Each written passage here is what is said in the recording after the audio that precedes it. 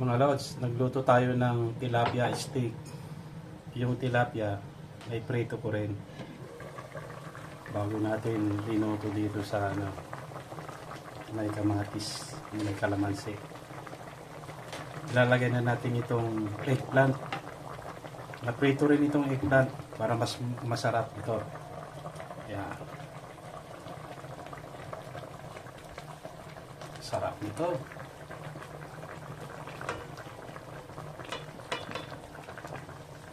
Linagyan din natin siling panigang.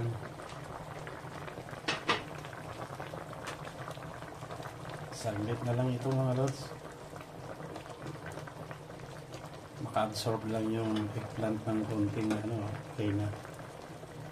Ayan.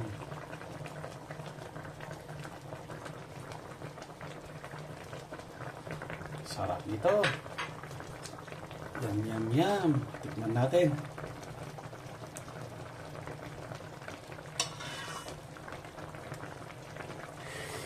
Wow, kasarap.